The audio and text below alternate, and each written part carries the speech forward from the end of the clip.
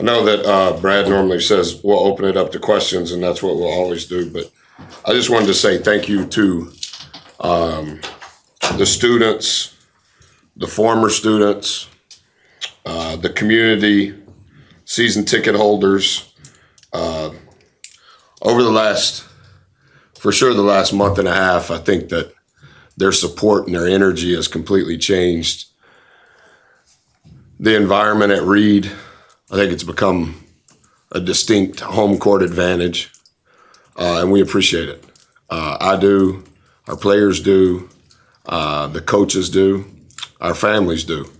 To be able to come to work on game day and have that level of support it's been phenomenal. And I know tomorrow is a big day. I think tomorrow is the 17th home game. And I'm saying this with the right tone of voice and with the right intent of heart.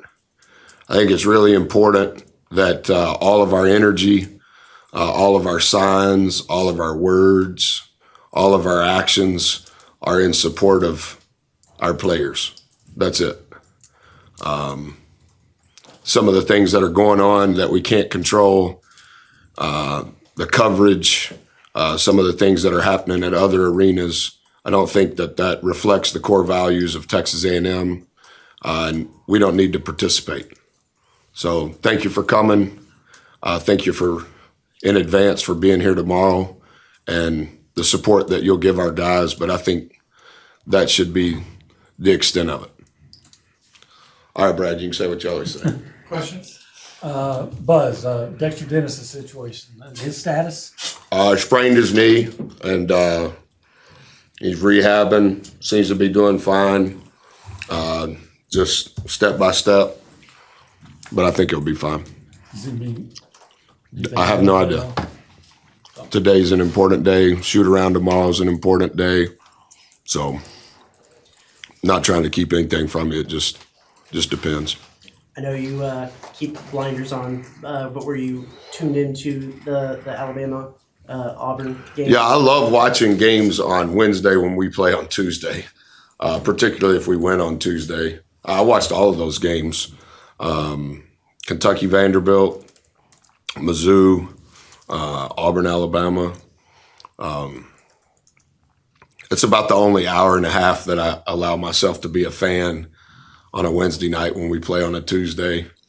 So, yeah, I watched all of them. I got to watch them with my family, which was even better than normal.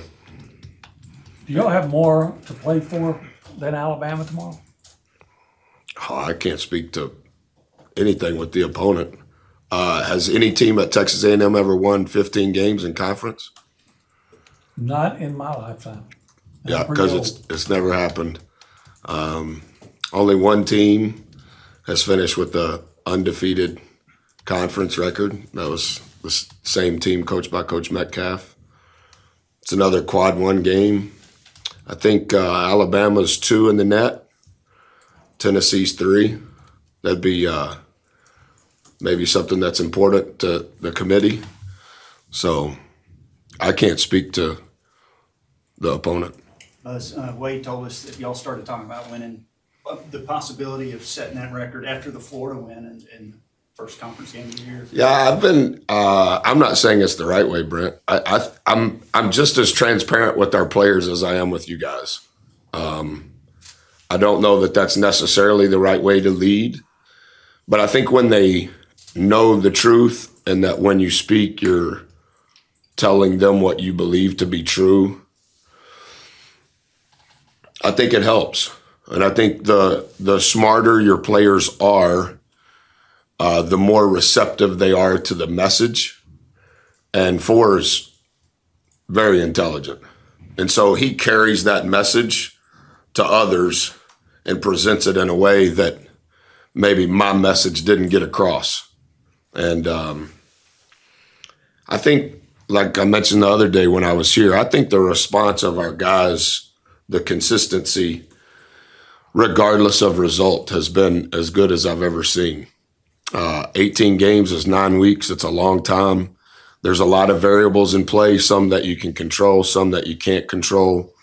But I think the consistency of our guys, the work ethic, I think our staff has been elite in preparation for those games. I think we only lost one mirror opponent game. I think that's big in an 18-game schedule. So, yeah. Alabama has won their last 3 games kind of in the last few minutes. Auburn obviously was up, I think, 16 or 17, 10 or 11 minutes left. What, from your observations, like, what's made them so hard to be put away in those last couple of minutes? Well, they're ultra talented. Number 1 offense, number 1 defense in the league, second fastest team in the country. 45% of their possessions are in transition. 86% of their shots are either literally in the charge circle or threes. It's money ball with multiple NBA players, and they're just as good defensively as they are offensively. I don't know. I know it's 2 overtime games, and I think they won the middle game of that sandwich by 3, I think.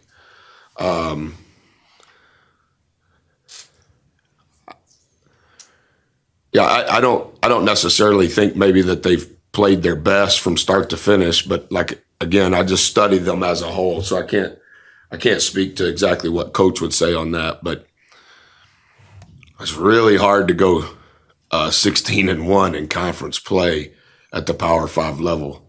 I think UCLA's lost 2 games this year in the Pac-12. Not sure that any other team has less than 1 or 2 or 3 losses at the Power 5 level. So it just speaks to how good they are and how good they are at how they want to play. I think that's a big part of it.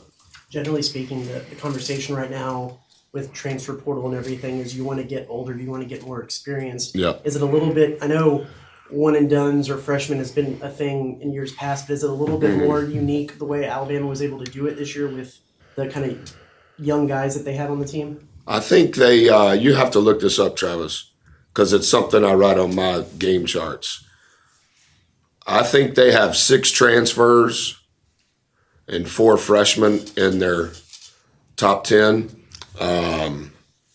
Furman, Ohio, Wofford, Texas Tech. 24 is a freshman, 0 is a freshman, 14 is a returner, he's a sophomore. Clowney's a freshman.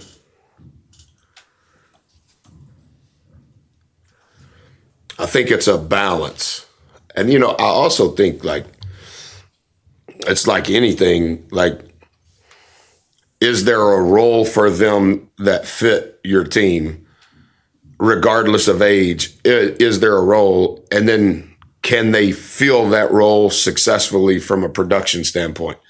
I don't think 24 is going to be at the University of Alabama next year, but there's other players on their team that's not going to be there next year. So it is their talent. Is it the age of their talent?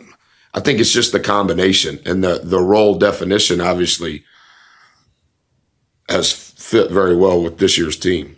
Can you compare Miller with players you either coached or coached against? Somebody that kind of sticks out to you with his size and his abilities? Yeah, I mean, he's a lottery pick. He's very comfortable with the ball in his hands. He's a plus 40% three-point shooter. Catch and shoot, he shoots 49%. Off the bounce, he shoots 33% from behind the 3. Those are stellar numbers with somebody with that size. Really comfortable making decisions with the ball. And they have multiple guys. Everybody on their team can shoot. I think that 24 and 1 get a lot of attention, and they're deserving of it. But they're going to play with a minimum of 4 shooters on the floor at all times because, 50% of their shots come from 3. They're averaging 33s per game. So it's not just 2 guys. It's everybody. I don't know. I off the top of my head, I'm not sure who I would necessarily compare him to. Ultra talented, though. Without Dexter, you guys obviously started Andre. Manny was back in the lineup. And you guys used some lineups I'm not sure you've used this season. I'm just Correct. wondering how you think that went at Ole Miss, and what do you think worked, what kind of didn't work? Well, I think Dex has been, in many respects, the heart and soul of our group. He guards the best player. He's for sure the most mature, incredibly competitive. He's our leading rebounder. I think going into the Ole Miss game, I think he was 9th in the league in rebounding. And everybody in that group above him is significantly bigger and taller than him. The thing I was most concerned with were, I know he's a double-figure scorer. Who can guard number 11 from Ole Miss? I don't know if we succinctly answered that question.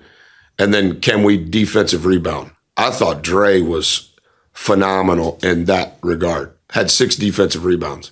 I thought 4 was great. Had 4. We had 24 defensive rebounds, I think, and 18 came from our guards. They were very aware that Dex wasn't playing and how important he is to us on the glass. I think they did great. And I think it worked out for Mo to be able to get some of those minutes relative to Dex not being there. So I think it kind of made it easier without feeling that pressure. And now whenever Dex comes back, if he plays tomorrow, if he plays next week, however that plays out, like I told our guys, we need to take I think we had started 15 games with that group.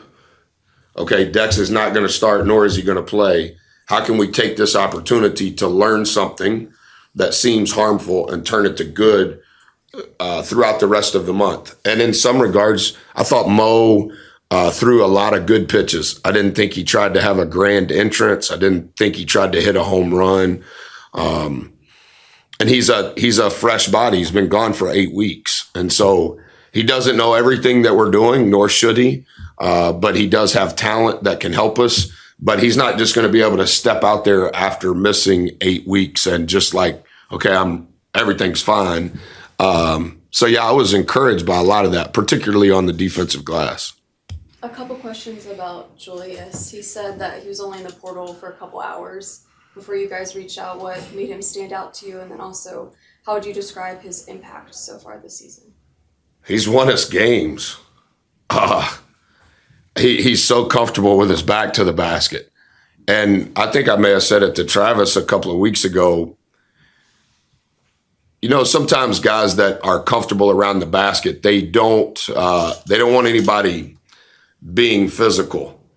I actually think that he's better when his defender is physical. It's like he wants his Baja to get hit, and then he's like, okay, yeah, I'm ready. And he's just so comfortable with the ball. To the portal question, I don't know if we went about it the right way. It was exhausting. We went on a 15-day tour. And we kind of divided up. It's too long of a story, but we had home base and we had files on all potential people, synergy, clips, numbers, etc. And so as soon as somebody hit the portal, do you have the dad's number? Do you have the mom's number? Do you have the coach's number? Do we know anybody? And then we just kept moving. Never came home. It was exhausting. And so it just worked out timing wise. We were in Milwaukee, Wisconsin at Culver's, double cheeseburger, meat and cheese, small cheese curd, small fry, small onion ring, small concrete mixer, Oreo and cookie dough. When he hit the portal. And we were in Milwaukee visiting with the guard that ended up going to Texas. I knew his brother. He used to work our camps when we were at Marquette. And I called Jew and said, hey, can you meet us at the FBO? And no Culver finish and went straight to whatever the name of that town is near East Lansing where the airport is. And then came back that night. And the next morning, went and visited with Muffin, his mom. She is like one of the more incredible ladies I've ever met. Was scheduled to be there an hour and a half. I stayed with her 4.5 hours. The assistants were in a car on the side of the road, and we missed our next appointment. We messed up the plane. I remember all of it, but he's the combination of he and Henry has been so good. And the accountability that Andy and Solo have brought to Henry and Jew have made that foursome arguably as good of a forward combination as I've been able to be around on a team. We've got to get coach to film. So. Thank you, guys.